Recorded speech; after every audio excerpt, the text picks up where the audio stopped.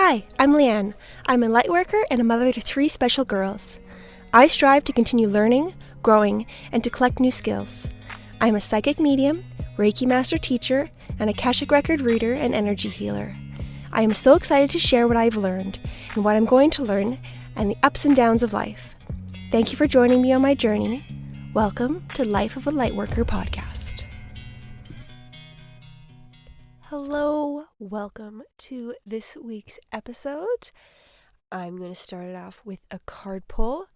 I was drawn to Colette Baron-Reid's The Good Tarot. My intention as I'm shuffling this deck is for the people listening. What do they need to hear at this moment in time?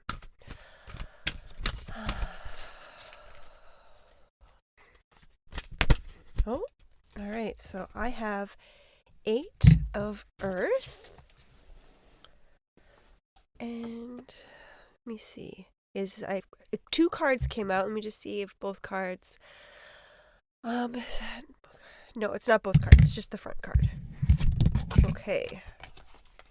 So let's find it in the book. And for this deck, the Earth is what would be traditionally called Pentacles. Just so for those of you who know a little bit about tarot. Okay, so the 8 of Earth. Apprenticeship, gaining knowledge, learning, and employing a new craft or skill. Even masters of their craft have more to learn. And I eagerly embrace the opportunity to go deeper, develop a greater understanding, and find new ways to apply what I know. I acknowledge all I have learned and accomplished, the skills I have developed, and the goals I have reached. Now is the time to find new ways to apply what I know and enhance my expertise. My beginner's awkwardness has melted away, and I know what I am doing now. I have the confidence to become more intimate with the work in all areas of my life. Ah, beautiful. Okay, so this card has a violin, and the top of the violin, the part that has where your fingers go, I can't remember what that's called, is a tree. And the tree coming off of all the branches as ornaments are the 8 earth signs. And there is a fairy by the middle of the violin, and all around, when I relax my eyes and look at the background, I see a forest. Okay, so reading into this card, what does it want to say to you? What does the energy around this card have to do? How does it apply to you? You know the actions that are needed to make things work. You know what strings to play. You know what notes to make in order to make the desired song. You know the steps. What you're being called to do is to look outside of these steps. Look outside of how you have made it perfect or the right way, and exploring the wrong way or the perceived wrong way to make your experience wider. It feels like you don't have to try different ways or different methods in order to perfect it or make it better. What you're doing is finding new ways of doing things in order to fail, in order to experiment, so that you become a more effective teacher. So we're walking the path of your students and how they may be going into it, how they could be perceiving it, so that you can help navigate for them. You can help pull them through, so that way you have tried all the wrong ways, you've tried all the right ways, and you know the way out. You know the journey out. You know how to get to the desired outcome, even when you're in the muck, when you're doing things the perceived wrong way. but it is also to widen your perspective, to show you that there is no exact one way. There's many paths to the answer. You don't need to do it one strict way, and your students don't have to do it one strict way. There are a multitude of ways to get to the end. It feels like relaxing. It feels like letting go. It feels like going with the flow, and it feels like letting the instrument play its own music and not forcing it to play a specific way. Even though you know that specific way is a way that will make beautiful music, we're letting go and seeing what will happen. And it feels like that's a way to stir up the energy, to move out of the stagnation of doing the same way, same thing over and over in the perfect quote unquote way, to broaden your experience. That is the goal, is to broaden your experience, letting go, letting the universe and other people influence and put their input into it to make it more rich, make it more diverse, make it, I keep seeing like a wider perspective, a wider experience instead of so narrowed in. And I feel drawn to pull another card. Okay, let's see. Card. I'm asking for a card to clarify or expand upon the Eight of Earth card and the message behind the Eight of Earth card. What did I need to know?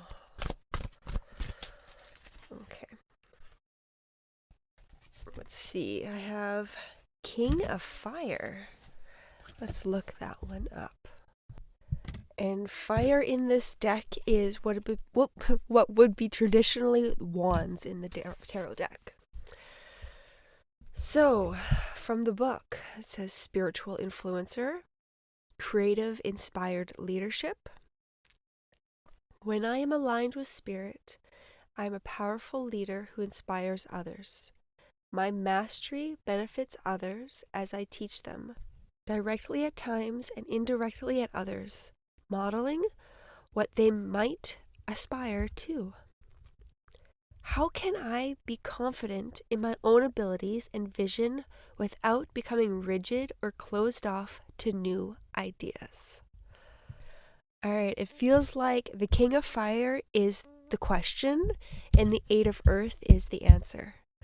So it's, you're a teacher, and how can you teach someone and inspire them and bring out the best in them and not become rigid as to what you are. So you're not making your students become you or believe in the things you believe and becoming a clone of you. You are teaching them to be the best that they can be. You are nurturing them to grow, and the Eight of Earth is the how. It is the letting go. I love that. Let me see what other messages I can get from the Akashic Records about this.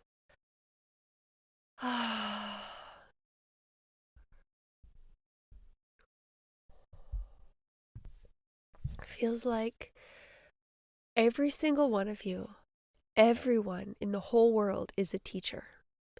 You don't aspire to be a teacher, or you don't know you're a teacher, or you do aspire to be a teacher and you are teaching.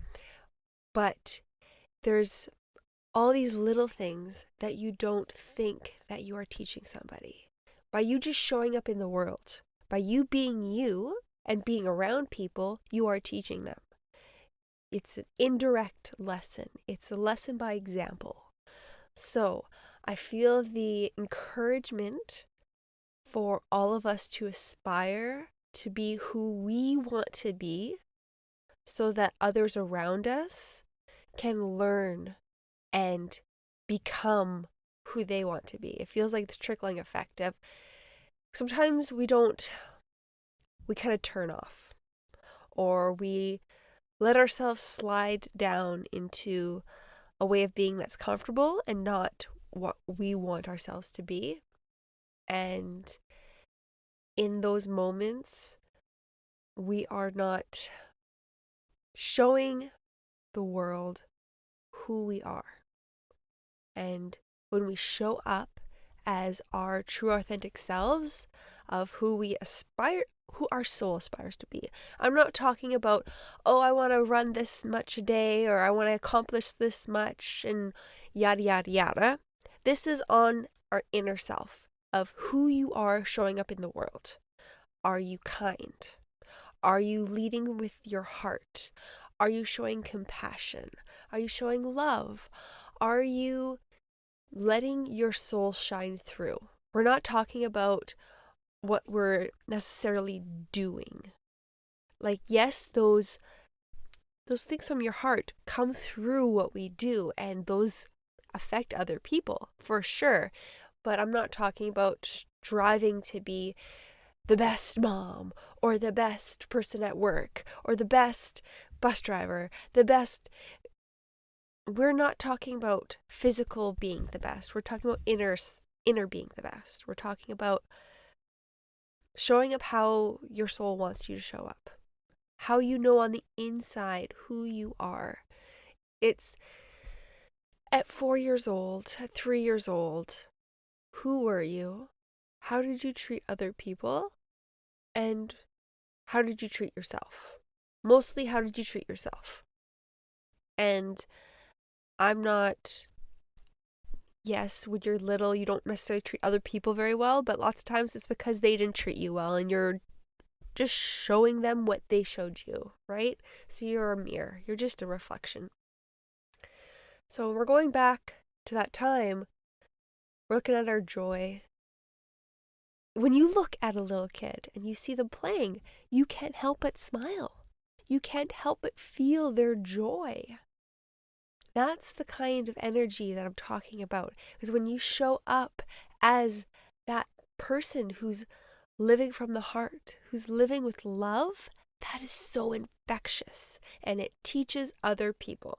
So that is how we are all teachers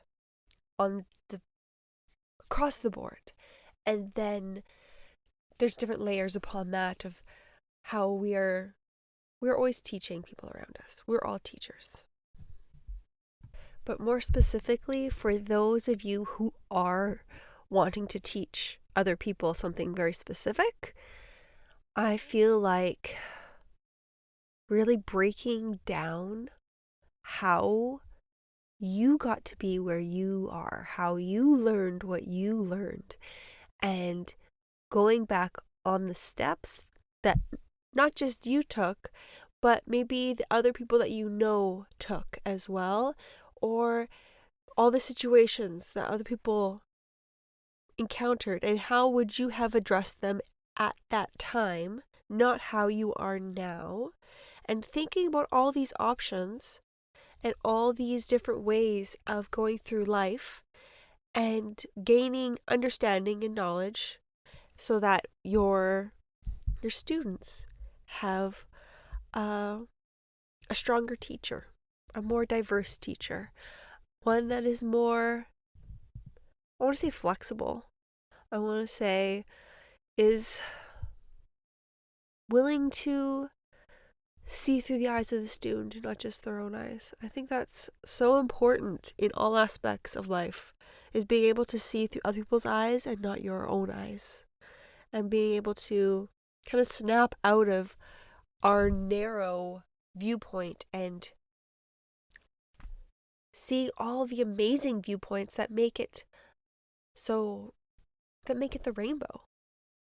If we only had one color, life would get really boring. So we have to have different viewpoints, different opinions, different energies to make it interesting. Because that's why we're here, because this is a very interesting and exciting world. If we wanted something boring, we would not have come here. So why are we making our lives boring? We should be making them exciting, allowing all this loving energy to fuel us up and live our day with excitement. I feel like we need to live our lives like we're kids. That's the energy I'm feeling of this week, is living life like you were a kid.